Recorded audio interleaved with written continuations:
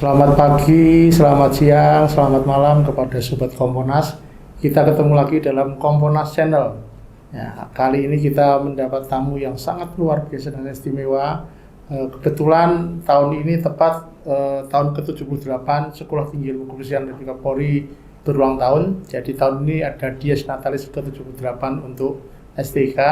Dan sekarang sudah hadir bersama kita semua orang nomor 1 di STK, Gubernur atau Ketua Sekolah Tinggi STK, Bapak Inspektur Jenderal Polisi Dr. Niko Afinta, SIK, SHMH.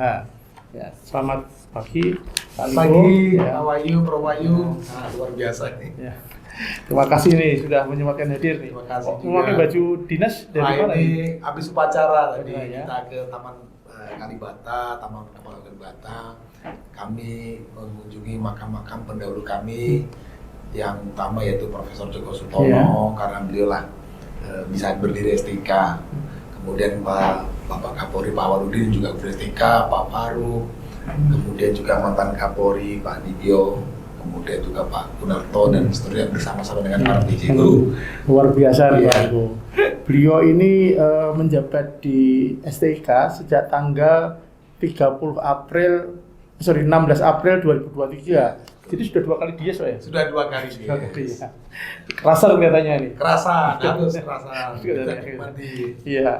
Nah, beliau ini sebelumnya adalah Kapolda di Jawa Timur dan alumni Akademi Kepolisian angkatan tahun 92. Nah, yang sangat luar biasa mungkin perlu dicatat, Jenderal Niko Afinta ini pernah mendapat penghargaan ketika di Bosnia tahun 98 dan 2018 dari Law Enforcement Award dalam AP Visarex Security Summit. Saya kira ini prestasi beliau selain sederet banyak prestasi karena beliau ini lama di Serse dan sekarang di pendidikan. Jadi beliau mendharma baktikan masa dinasnya ini juga untuk pengembangan SDM Polri.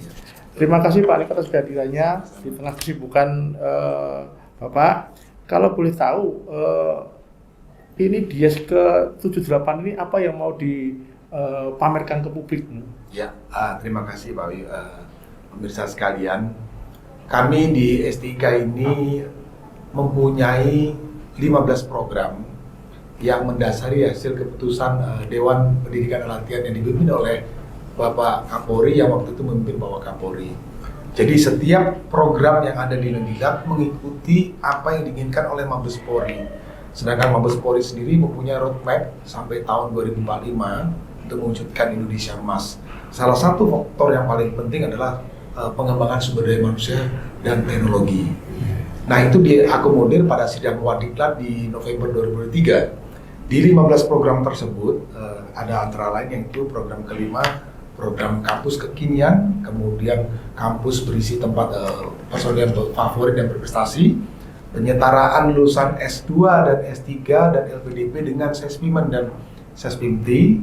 Kemudian juga ada pengintegrasian data dan juga merintis kelas internasional. Lalu terkait dengan program tersebut, saya melihat terkait dengan Tridharma Pendidikan, yaitu pendidikan, kemudian penelitian, dan pengabdian masyarakat. Saya melihat, wah, apa sih yang harus dikerjakan terkait dengan Tridharma di STK ini?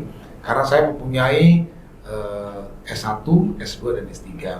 Setelah kami berdiskusi dengan seluruh staf, kami berdiskusi dengan Dikti, kami berdiskusi dengan seluruh dosen. Akhirnya saya berpikir ada 5 hal yang penting yang menurut saya yang perlu kami lakukan. Yang pertama adalah peningkatan kapasitas dosen. Yang kedua, updating materi pendidikan. Lalu yang ketiga, sistem dan penilaian terhadap keseluruhan pendidikan. Lalu yang keempat adalah pembuatan jurnal berskala internasional dan kemudahan akses perpustakaan.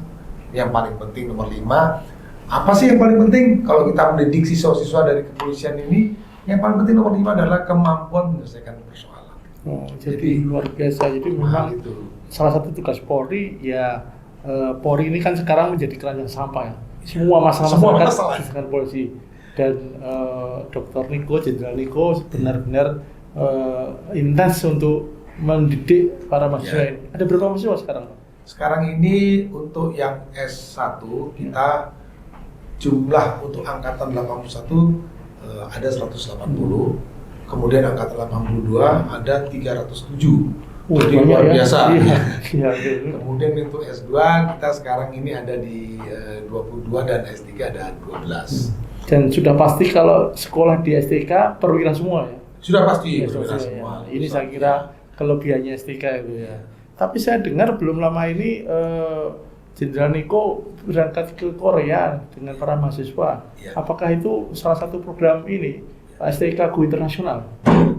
Jadi sesuai dengan hasil rapat Iwan Diklat, memang kita ada menyampaikan terkait dengan merintis kelas internasional, dan dari 5 yang saya lihat tadi, dosen, materi pelajaran, kemudian sistem penilaian, saya lihat penting untuk mahasiswa ini dia berpikir global, melihat perbandingan bagaimana suatu negara mengelola kepolisiannya dan mewujudkan keamanan. Dan salah satu yang hampir sama terkait dengan sosial, budaya, dan sistem adalah Korea. Jadi kami berangkat ke Korea dan baru pertama kali mahasiswa S1 itu melaksanakan short course di luar negeri. Baru pertama kali baru ya? pertama kali. Wah, Selama berdirinya STK ini ya baru pertama kali S1 melaksanakan short course. Untuk S2 ada di New Zealand dan S3 ada di Inggris. Itu sudah dilaksanakan oleh pendahulu kami, dan kami melihat justru makin cepat anak-anak S1 mahasiswa kami itu melihat perbandingan dalam kepolisian mengolah keamanannya, akan cepat mereka membandingkan dan dapat mengambil yang baik untuk dapat dikerjakan di Indonesia. Jadi artinya sekarang ini anggota Polri terutama yang sekolah di STK sudah wawasan global ya? Ya, kami berharap seperti itu, dan ada perkembangan yang menarik yaitu pada saat kami ke Korea, kami sudah menyepakati untuk double degree untuk S2. Degree, ya. Jadi untuk S2 ini kami sepakat bahwa ada mahasiswa sebanyak 20 nanti disekolahkan dari 3 semester, 1 semester nanti di Korea. Itu akan kami pilih. Semua mahasiswa atau diseleksi? Dari kami nanti direncana di penerimaan seleksi ini di angkatan 2024 ini untuk S2 nanti berjumlah 40 orang. Kami sudah berkoordinasi rapat dengan ASDM, dan dari 40 orang itu rencananya nanti 20 akan, kalau dari mereka nilainya baik, dan nanti mereka ada dipilih yang terbaik untuk berangkat ke sana. Berarti ini suatu kemajuan juga bagi Polri, Pak? Betul. Karena ini sekarang tantangan Polri kan di era masyarakat 5.0 ini sudah luar biasa. Ya. Ya. Tapi tadi ada penjelasan dari Jenderal Niko mengenai penyelesaian masalah. Ya. Saya dengar Jenderal Niko ada program yang unik di Jakarta ini, mahasiswa dibawa ke kampung-kampung. Apa itu? Iya. Jadi saya berpikir ya namanya mahasiswa di sini mencari dan mendalami ilmu pengetahuan, manajemen, sosial, hukum, kemudian psikologi dan seterusnya. Nah, ilmu-ilmu itu apa sih? Mengapa sih kalian belajar di sini? Karena nanti ditugaskan tentunya diharapkan menyelesaikan masalah. Tadi Pak Wahyu menyampaikan, iyalah polisi sekarang diharapkan bisa didatangi masyarakat, harus menyelesaikan masalah. Nah, untuk itu saya berpikir, saya lihat loh, mana nih kegiatan-kegiatan atau pengajaran mana yang berujung nanti mengerti bahwa mereka akan menyelesaikan masalah. Ternyata saya lihat masih belum ada. Akhirnya berkoordinasi dengan Polda Metro dan Kapolres Jakarta Selatan, kami terjunkan seluruh mahasiswa angkatan 81 kemarin ke 6 kelurahan dan desa. Jadi mereka langsung ketemu dengan masyarakat yang bergandengan dengan program jemaat curhatnya kepolisian, Bapak Kapolri, sehingga mahasiswa bertemu, dan lucu, banyak kejadian-kejadian lucu karena mahasiswa bertemu dengan pedagang asongan, ketemu dengan penghuni perumahan. Pak, di sini banyak curanmor, pedagang asongan ditegur sama masyarakat segitu karena pada buang sampah sembarangan. Terus kemacetan lalu lintas. Kemudian tadi ada preman yang di sekitar Jakarta Selatan yang menarik uang parkir, dan akhirnya melihat ternyata dalam menyelesaikan masalah itu satu, butuh komunikasi dan koordinasi. Karena tidak bisa polisi saja, ada Satpol PP, ada pemerintahan daerah, ada tetangga.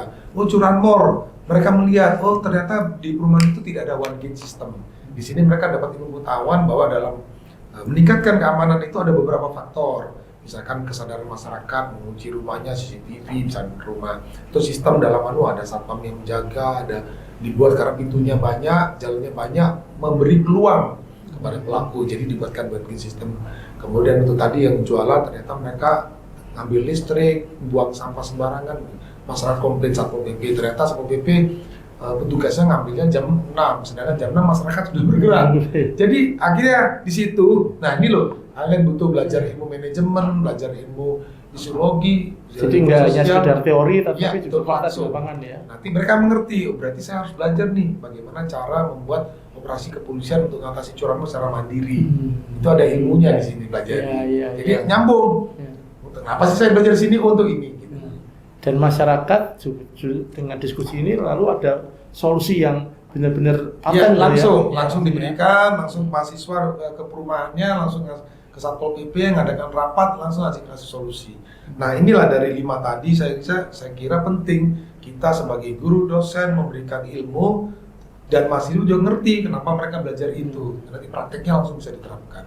Nah, tadi kalau melihat penjelasan Jenderal Niko mengenai sekarang banyak masalah, kemudian yang harus dihadapi polisi, kemudian ada lagi menghadapi era global. Ini Jenderal Niko ini jadi polisi kan sudah lama dan pengalamannya banyak, baik itu di lapangan maupun pernah juga dalam catatan saya pernah juga menjadi staf ahli Kapolri. Ya. Kira-kira tantangan terbesar apa yang sekarang dihadapi oleh Polri, terutama menghadapi tuntutan masyarakat yang sangat tinggi? Ya, kami melihatnya yang paling sekarang berkembang adalah berkembangnya teknologi informasi dan digitalisasi. Jadi ada dunia maya, ada dunia nyata. Saya gambarkan dunia maya dan dunia nyata. Dulu terpisah, dunia maya dan dunia nyata itu terpisah. Jadi jadi dunia maya dulu nanti mempengaruhi dunia nyata. Tapi sekarang sudah dalam satu saling menindih. Dan jadi bergantian mana yang ke atas, mana yang bawah itu saling berputar sehingga terjadi perubahan sosial yang sangat cepat yang berujung pada terganggunya keamanan. Jadi berita-berita yang terbit, sekarang ada beberapa aplikasi software ataupun link-link yang diikuti oleh seluruh masyarakat, Instagram, TikTok, Twitter, YouTube dan seterusnya. Kemudian itu membuat berita positif dan negatif. Kalau terkait dengan negatif mengganggu kondisi ideologi, politik, sosial, nanti berujung budaya berujung pada terganggunya keamanan.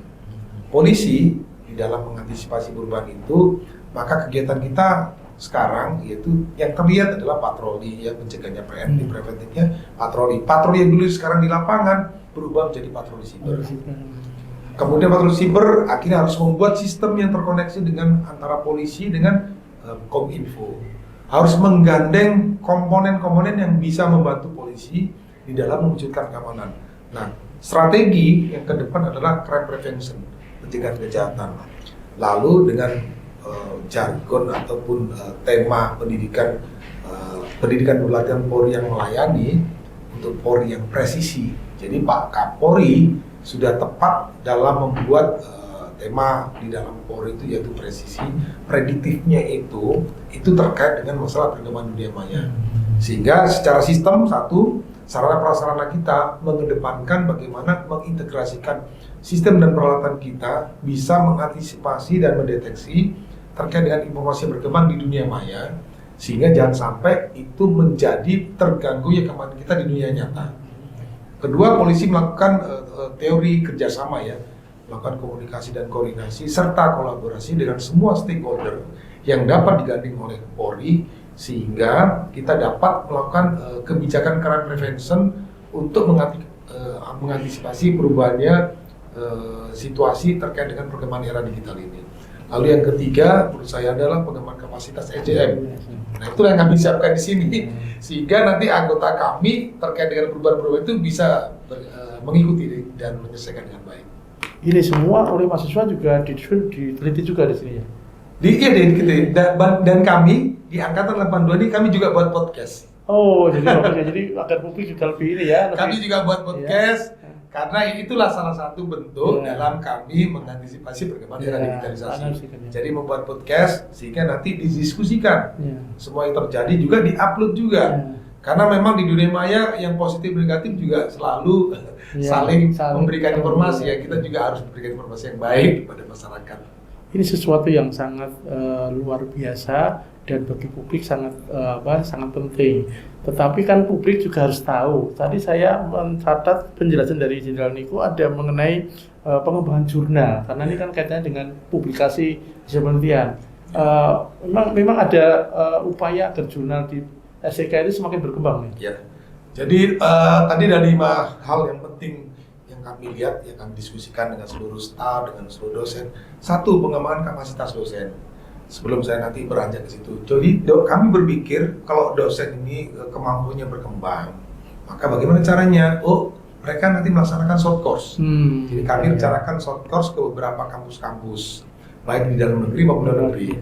Kami kemarin ketemu dengan beberapa teman-teman yang mempunyai jaringan dengan beberapa universitas luar negeri. Dan saya kira Prof. Bayu juga kebetulan bisa memberi masukan, dan terima kasih karena sudah memberikan masukan pada kami. Nanti kita rencanakan sama-sama juga.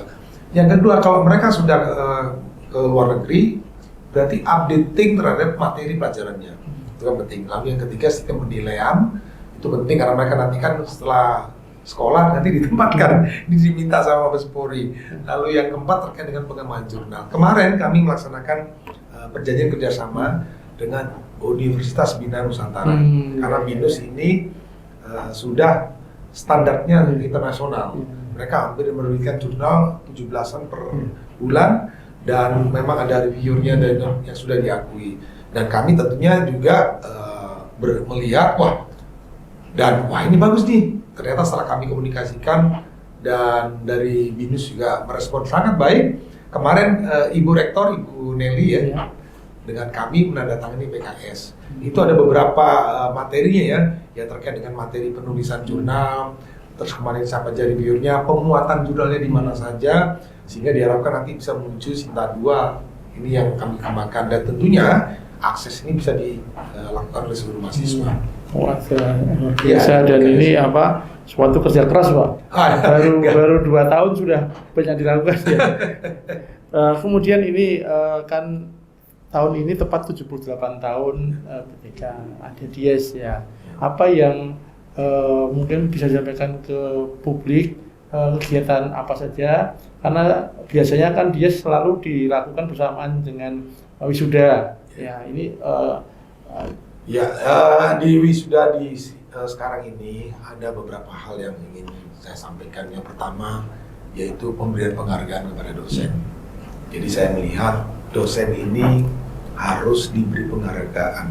Kriterianya adalah 1, kemampuan memberikan ilmunya. Yang kedua, kami juga menanya kepada seluruh mahasiswa mana dosen-dosen yang baik. Jadi mahasiswa memberi masukan. Kemudian yang ketiga terkait dengan masalah integritas.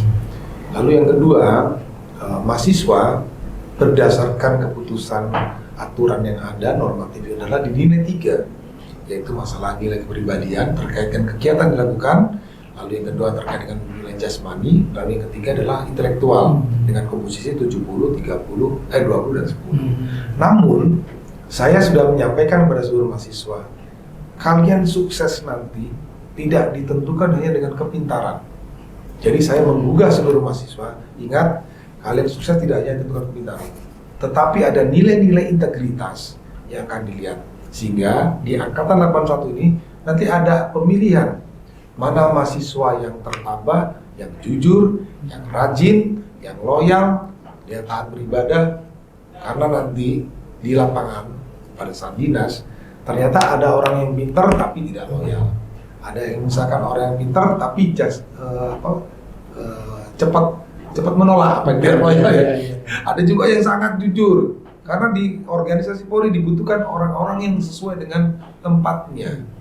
Katanya orang-orang zaman dulu the right man on the right place. Jadi itu yang ditumbuhkan. Selain mereka mencari pengetahuan, saya minta sama mereka, kalian sekarang ini adalah membentuk lukisan. Diri kalian terus kalian lukis. Yang bisa melukis diri kalian dan diri kalian. Jadikan diri kalian arsiran-arsiran lukisan yang jelas. Sehingga kalau orang lihat itu, tahu ini macan, ini kuda, ini elang, ini gajah.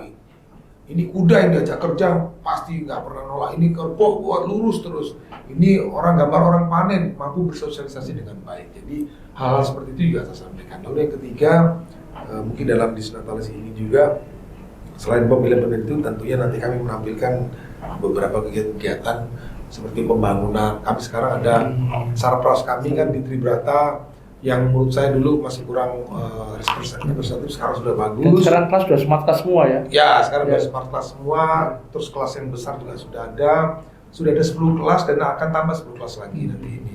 Kemudian nanti penguatan WiFi, itu yang kami tampilkan pembangunan sarpras. Tentunya dari 5 hal tadi ya, sarprasnya. Karena saya berpikir, kalau mahasiswa tempat tinggalnya enak, listriknya lancar, airnya lancar, makannya, nanti dia tempatnya bergizi, ruang kelas dosennya mengajar, materi pelajarannya, WiFi-nya jalan. Lalu yang keempat, balik lagi itu alat-alat olahraga, untuk sarana prasarana sepak bola, untuk mereka ya melepas stres. Yang kelima, mengakses lagi terhadap perpustakaan. Itu kan menurut saya yang penting. Ya, tentu harapan kita alumni PTIK di bawah kepemimpinan Jenderal Niko ini ada nilai plusnya dan akan dikenang ini kita amalan di pendidikan itu kan bekal kita untuk mengarungi kehidupan ini. Jenderal Niko Afinta, terima kasih sekali atas waktunya. Sama-sama. Ini sangat luar biasa. Terima kasih banyak juga. Semoga yang disampaikan tadi juga menjadi inspirasi untuk teman-teman yang lain untuk sekarang sudah di era global tuntutan masyarakat dan dunia maya ini ternyata menjadi kajian di STIK. Terima kasih banyak juga. Mudah-mudahan semua kita bisa memberikan yang terbaik. Demikian Sobat Komponas, kita baru saja berbincang dengan Ketua Sekolah Tinggi Ilmu Kepolisian Lemdiklat Polri, Inspektur Jenderal Polisi Niko Afinta, SHMH SIK. Sampai jumpa di siaran kita dan acara kita berikutnya. Ikuti terus podcast Komponas Channel. Terima kasih.